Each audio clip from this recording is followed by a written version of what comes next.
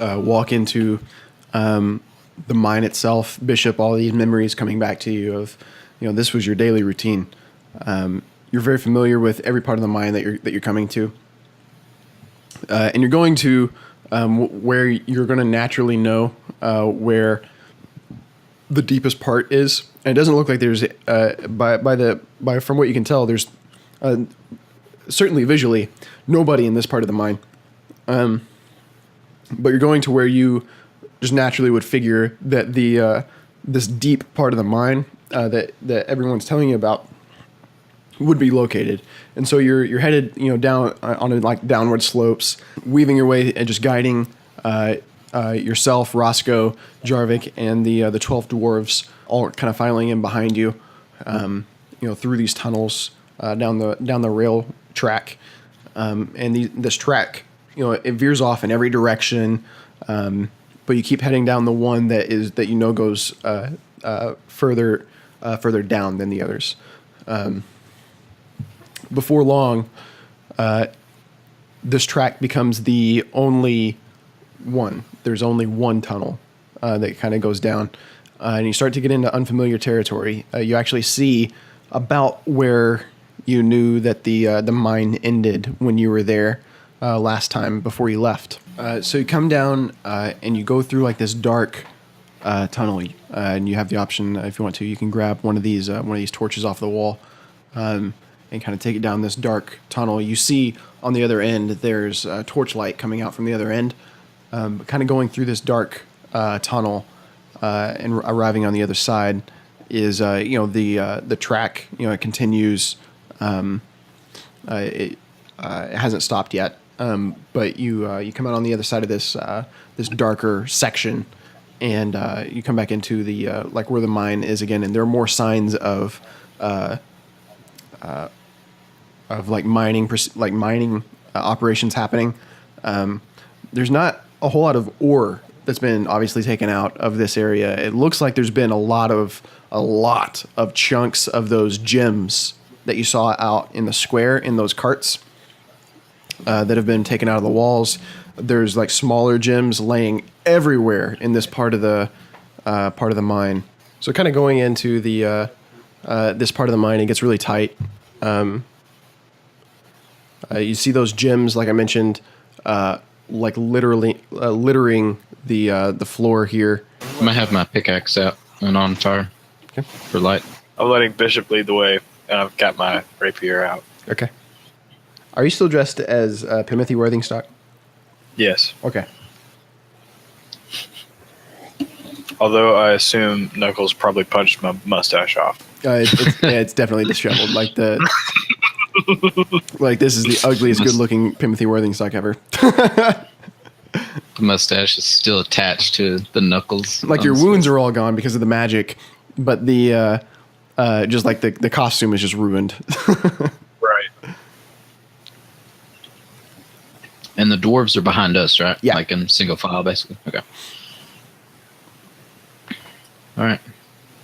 Let's keep going, guys. This is all new to me. I haven't seen the tunnels go this deep, so I'm not sure what lies ahead. Keep your wits about you. Okay, so ahead of you, Bishop, you see that the tunnel kind of breaks off and splits. Can I do a perception check, see if I hear anything or see anything out of the ordinary? Yeah. I like to roll as well. I'm listening, mostly. Okay. These dwarves are not quiet. They're not really just they're not. I mean, it's not like sounds of just. It's not a tavern behind you, but you're in a mine. These dwarves are coming from. This is their bread and butter. This is their profession. A lot of them, and they're making comments on the poor quality of the track, the poor. The obvious, mistakes that have been made in how like the ore and the gems have been handled, and like they're just having like just open conversations about all this stuff. Gorham sees that you stopped Bishop, and he tells his his posse to quiet down. But then as far as like what you can hear and what you can glean from your environment around you, other than the fact that the railway splits, you still don't hear any sounds of any kind of life. It's just an eerie quiet. Okay. I'm gonna move up to here. Okay. And I would like to cast Alarm. And I'm gonna set an invisible magical alarm, basically in this hallway. And it says that I can choose who doesn't trigger it. Mm-hmm. And I'm just wanting to choose myself, Jarvik, Roscoe, and the dwarves. Okay. So anybody else, it's gonna be set off. Cool. And it's there for 8 hours. And it says I have to choose if it's mental or if it's audible, and I'm gonna choose mental. Okay. So if anybody other than our party comes through here, it'll let me know. Great. And then I'll nod at everybody and continue moving just right into the middle, and wait till Roscoe gets beside me and ask him which way he wants to go. Okay. You see that the tunnel continues down to your left, and then you see that it kind of curves around over to your right. It goes around a corner. Is one path going deeper than the other, or are they both basically the same? It's both basically level? the same level here, and you feel like you can see the end of track over to your right. Okay, I'm gonna move that way.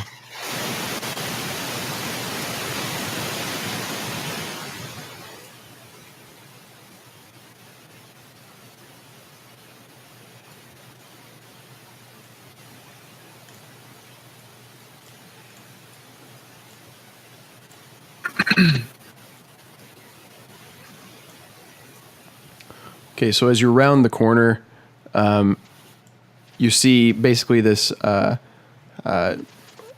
makeshift workshop area that's been kind of carved into the earth itself, held up by these support beams and everything, just like the rest of the mine. Just a ton of these gems, these purple gems, lying on the floor everywhere in this room, and lying on the work benches and the work tables, where you see a lot of like tools and just crafting materials, chisels and hammers, all kinds of things littering these tables. The gems, the purple gems, are they? Am I used to seeing these purple gems, or are they different gems than what I'm used to seeing? No, you're used to seeing these gems, but you're not used to seeing this many of them all in one place. All right.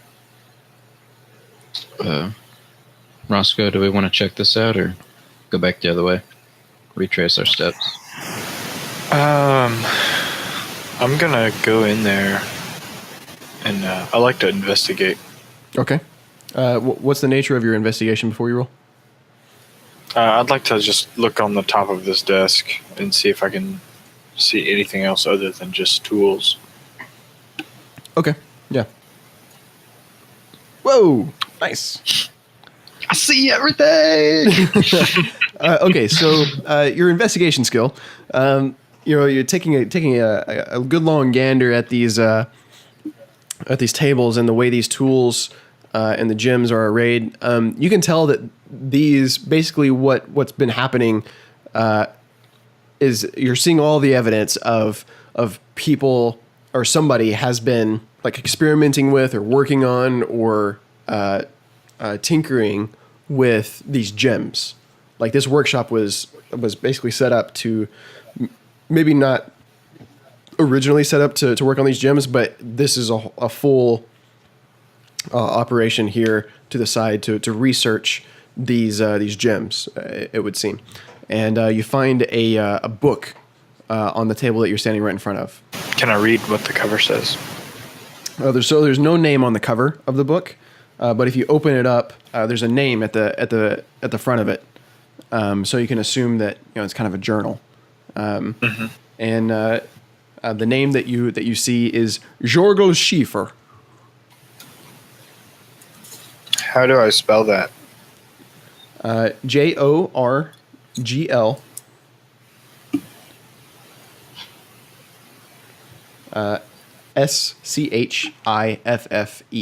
Is there anything else of note in this diary? Yeah, so as you start flipping through the pages and start reading it, you start to see that Jorgel has been taking notes on all of his findings with these gems. If you read the name out loud, Bishop, you would recognize that this is, you know this person. Jorgel he was always kind to you and your family. He was kind of like the surveyor, inventor, researcher person. Basically the scientist and chief engineer of the whole operation. He worked very closely with Leland, though it was clear that he was there because of the prospect of discovery, not because of Leland and his greed. And he was very careful about navigating the political waters with him. You always had a very high respect for Jorgel. Or maybe you didn't have a high respect for him. That's up to you. But he was always he demonstrated very respectable qualities. He never raised a hand against anybody. However, it is true that he also never raised a hand against tyranny. So, one can make an argument for one case or the other. But Jorgel himself was always focused on his work and always had a cheerful attitude towards the people, especially the miners. Roscoe, back to what you're finding in Jorgel's diary here. That these gems that you guys are kind of witnessing or experiencing, he has eventually he's basically found that while they have no obvious value, that being found in such high, basically towards the end of his findings, his latest stuff, being found in such high quantity, so close to what looks to be what's described as an altar built to a god, that these have some kind of relevance to the altar itself. And while he doesn't know what ties they have, he feels that they could one day be valuable, but in their current state, there's nothing that you can do with them, and that he can't figure out a way to use them in any meaningful way. But he has theory of some kind of connection to the altar in some way. Okay. I'm gonna kind of relay this information to them. And I'm gonna say I found this book, this diary. I don't think there's much more in here other than this. Good find. Keep it with us just in case we need it later. I'd like to load up a whole bunch of these gems in the bag of holding too. Okay. If you don't mind. Yeah, do it. Like just a ton of them. I don't even know how much. Can we put them in like a bag or a bucket before we put them in the bag? That way you can just right, bring them all out and put them all in. I could wrap them in my bedroll or my hammock. Okay. Are there any like buckets or anything around? I love how I'm going to buckets. I like buckets. Are there any buckets? Quick, get this man a bucket. Yeah. You can find some containers pretty easily. You want me to write that on my? But as Gorham sees you guys doing this, we can fill our pockets later. We must find the altar. Understood. They It might come in handy. There seems to be some connection with the high amount of these gems and the hammer, or the anchor, excuse me. Proximity to the anchor. Once Roscoe gets some and puts them in the bag of holding, I'm ready to keep moving. Okay, so as you're making your way down this tunnel through the mine, you see that the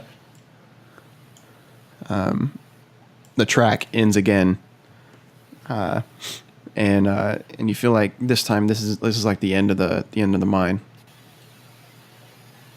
Can I do a perception check? Yep.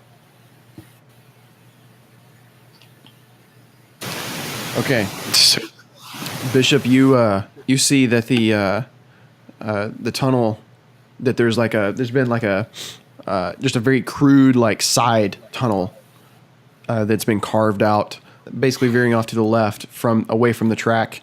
Looking inside, you can see kind of an unnatural light, like it's not torchlight,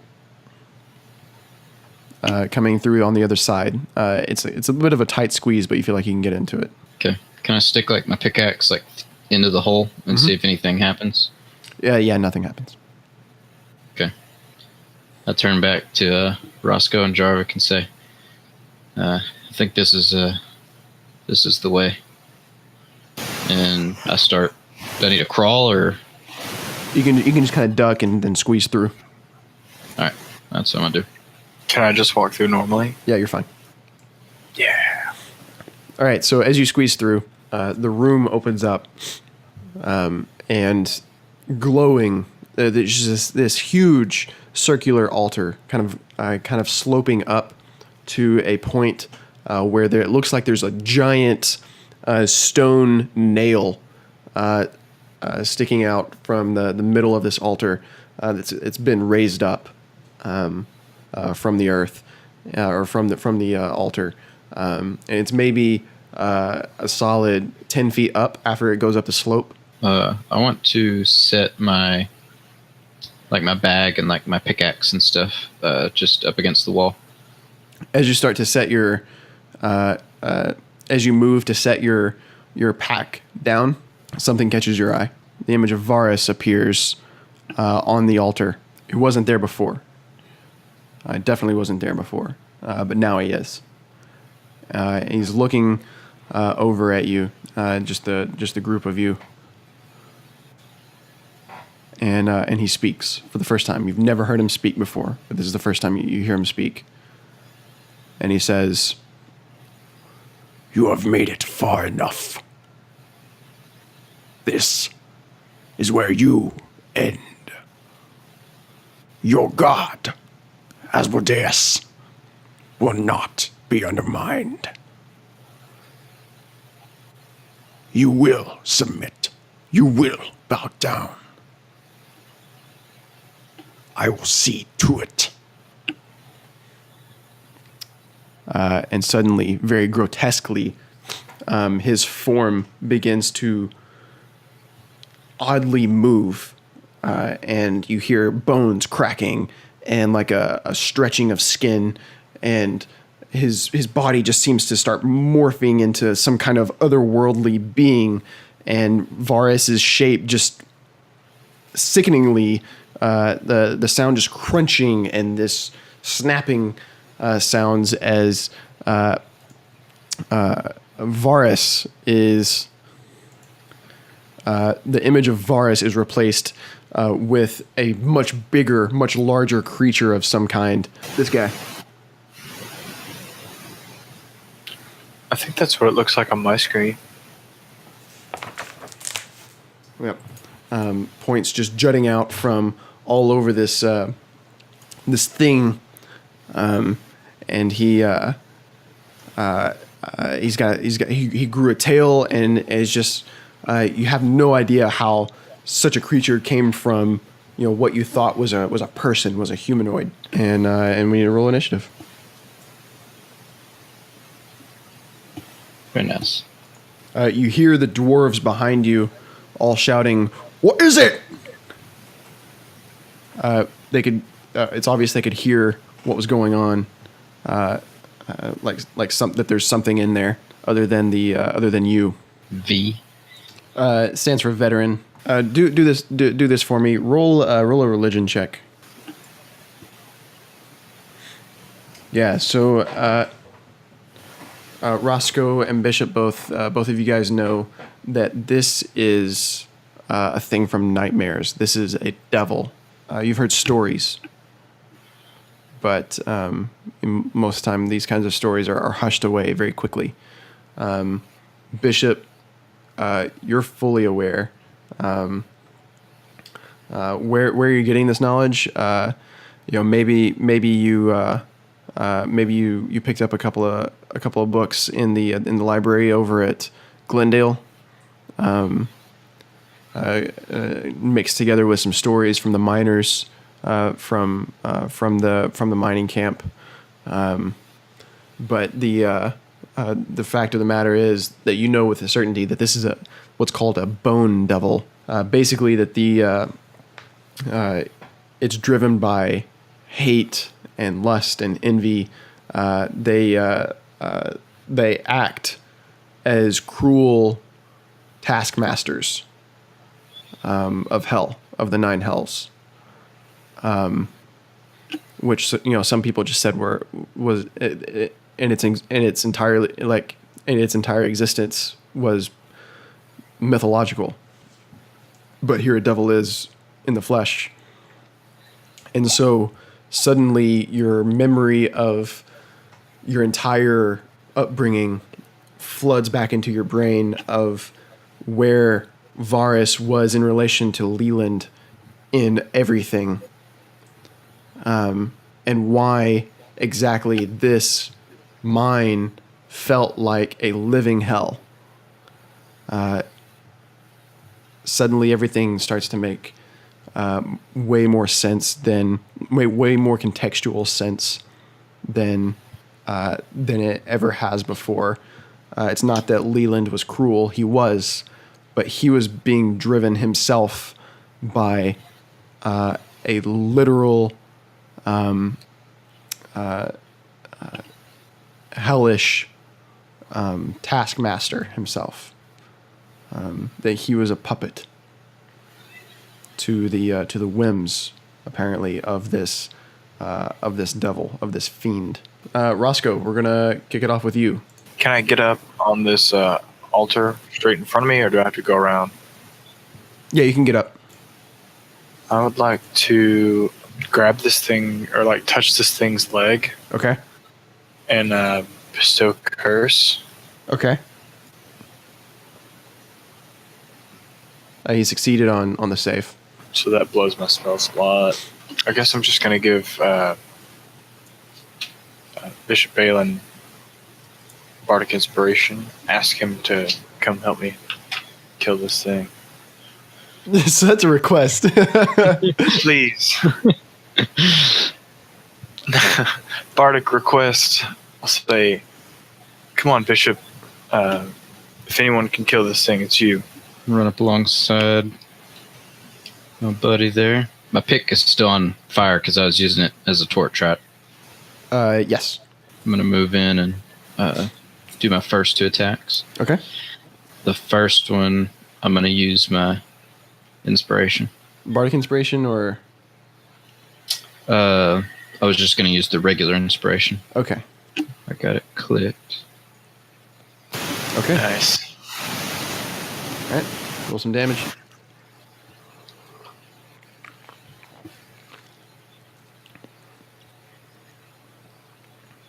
Okay.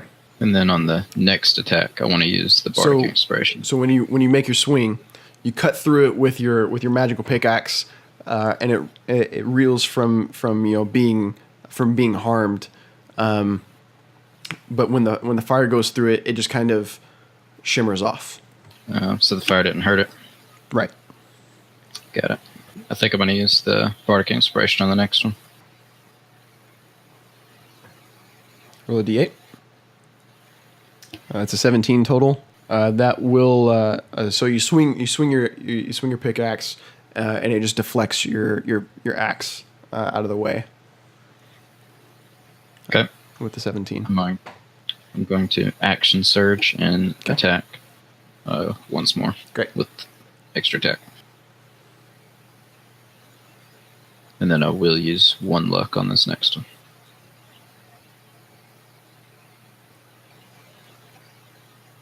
Cool. The pickaxe goes in, causing a bit of damage, but then again the fire just shimmers right off the external of the devil. Don't use fire. Okay, so one of the dwarves charges in behind you and makes an attack with. It says it's going to say longsword, but it's an axe. Misses with the first one. And misses again with the second. Another dwarf is able to make it to about there. Another dwarf is able to make it to about there. Not able to attack, unfortunately. Another dwarf is able to make it to about there. So the Bone Devil sees that it's being surrounded. First thing it's going to do is target you, Bishop, and it's going to reach out and take a double swipe at you with its claws. Automatic miss. A Matrix, like, so it reaches out with you, out at you with one of its claws, and as it reaches up, it actually pierces its own skin on one of its spikes, taking 8 points of damage, causing itself to lose its second claw attack against you. It is going to go ahead and try to sting one of the dwarves. When it misses, I'm going to yell, "See that, boys? Moradin's with us."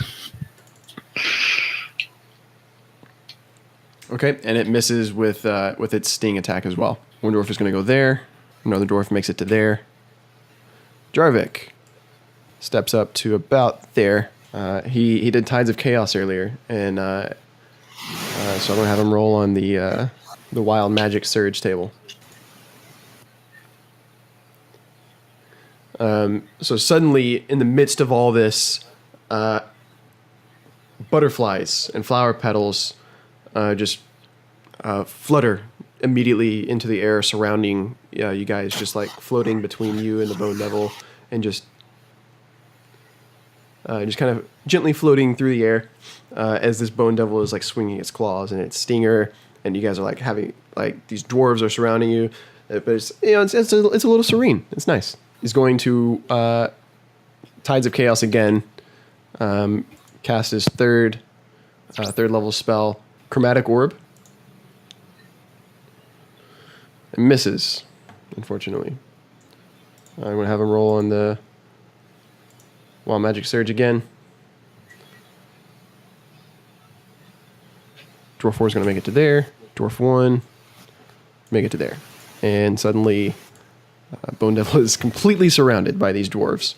I would like to make a stab at this thing. Rapier. Okay. It's a good hit. Roll damage. All right. You stab in, and slowly but surely whittling down this the constitution of this devil. I am going to take a step back. It is going to react to that. It's going to try to sting you. The stinger lashes out at you and successfully connects with you, just like piercing into your chest. Kind of just gently going through, not gently, but kind of just slightly going through, not gentle at all. Very lightly going through your armor, but the tip of its stinger piercing your skin. Okay. The piercing damage is you take 13 piercing damage from it, but then you take an additional 15 poison damage from the sting itself. I need you to make a Constitution saving throw to save against the poison. You succeed. So you resist kind of the poison as it kind of starts to. You feel it trying to enter into your bloodstream. Your own internal systems resisting the the poison itself. I'm going to cast Chromatic Orb, and I'm going to cast it at 2nd level. Okay. Okay, that's a good hit. What kind of damage is it? I'm going to try to melt this guy's face off with some acid. Okay. Nice. And then that's So another 7. the one's slot higher. And I'm out of 2nd level spell slots. Okay. The acid takes full effect. Just the chromatic orb just splashing, exploding at first, and then splashing across the bone devil's body. It reels from the pain, rearing back, having opened itself up to that attack from striking at you with its stinger. Didn't like that, that's for sure. Acid seems to work, Jarvik. Dwarf is going to take a couple swings.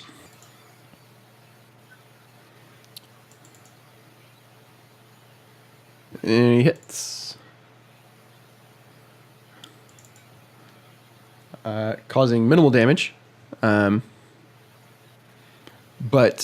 still landing 2 good hits on the Bone Devil.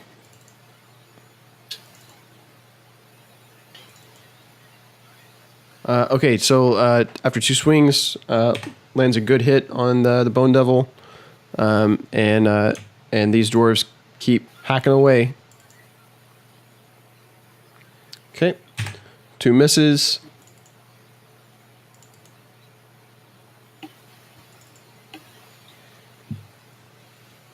And another connection there. All right, and on to the Bone Devil. He's not happy about being surrounded, that's for sure. So the first thing he's going to do, target you, Roscoe, and he's going to attack you a couple times with his claws.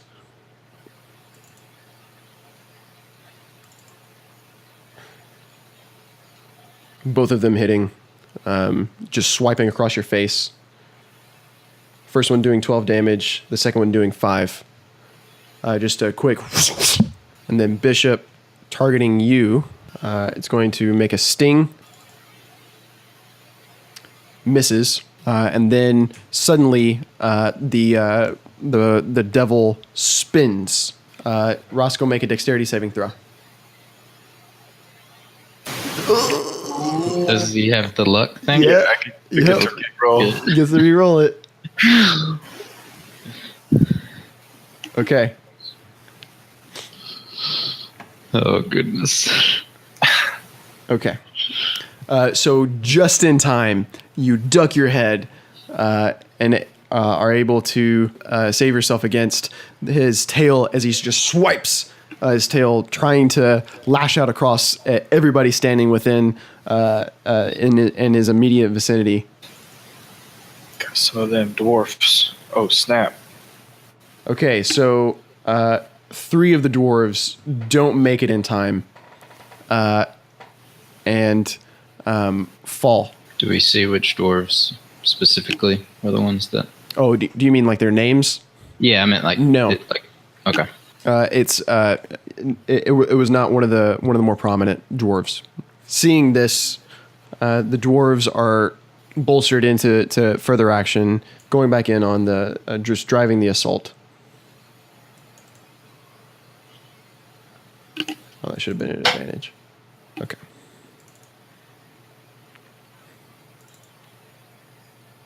Okay. A couple good swings. Steps in to there to renew the ranks.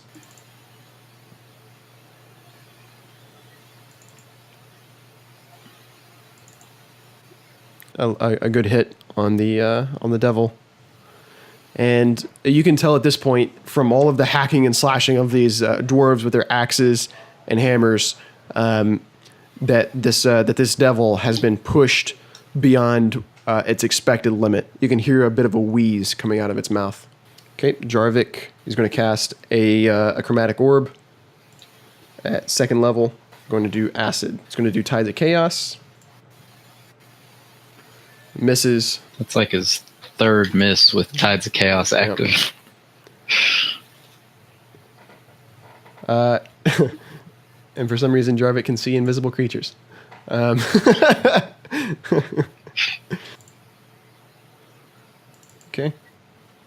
Okay. Another 2 good hits.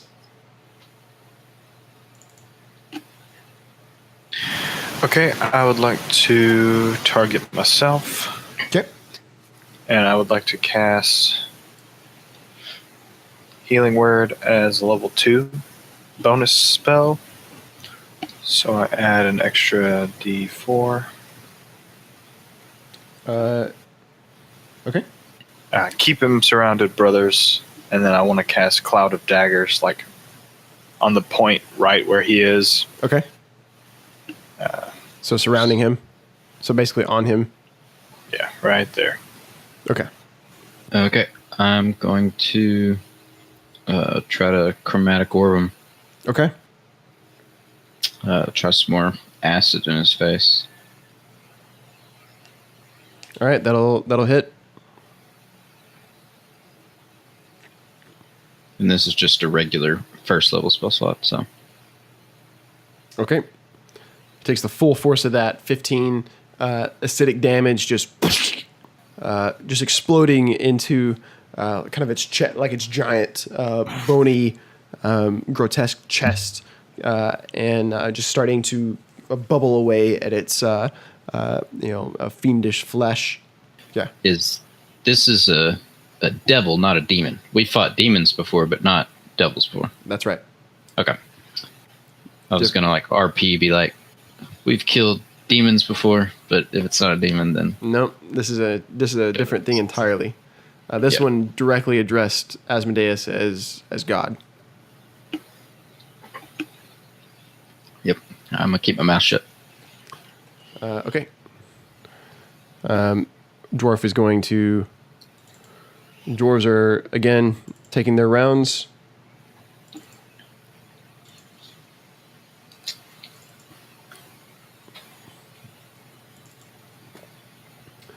And these dwarves are still just hacking away at this bone devil. And back to the bone devil's turn. Bishop, it's going to it's going to try to sting you again with its stinger. Does it take my Cloud of Daggers? Oh, damage? it does. Yeah. Roll that.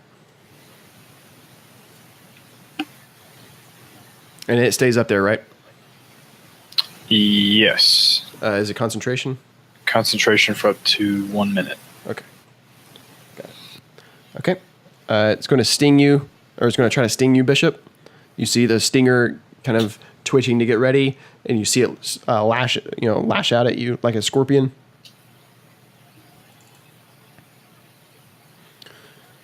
The stinger does connect again straight into your chest,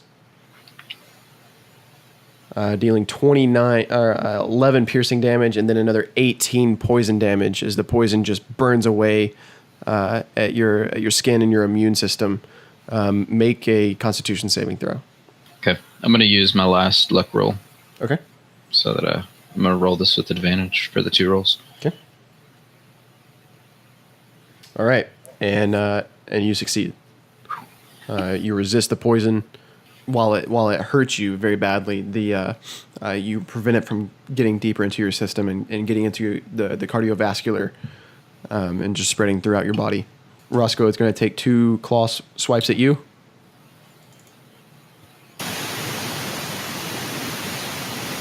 Going to miss and then hit with the second one. Only dealing 6 this time. Make a dexterity saving throw. Okay. The same as last time. Yep. Minus the crit miss. Right. Well, It spins again. This time, hitting a few of the dwarves as it spins a second time. Seems to be becoming very desperate. This is heavy on the dwarves. Oh snap, dude! One more point, and it would have triple carried. And let's see. Okay. Okay. Okay. All the dwarves are fine as far as like resisting the poison. Dwarf 8 is not happy about this. He's going to take a couple swings with his axe. Basically, he's convinced he's going to die. These are his dying moments. He's going to go out valiantly and critically hits with his second swing of his axe. Still doing 3 damage though. Critical 3. Critical 3. Yep. The onslaught continues. A couple more hits. Still just whittling down. Going to cast another chromatic orb. All right. The one time he doesn't use tides. Right. Yeah. Gets a critical hit. All right. Hang on. That's not the case because I missed the. Don't get excited. Not yet. Oh! Top of his class. Yeah. Top of the class. Being pushed this close to death, it reacts. It hunkers down, and you see it regain some of its health. You see it revitalizing. You see some of the wounds close up a bit. Come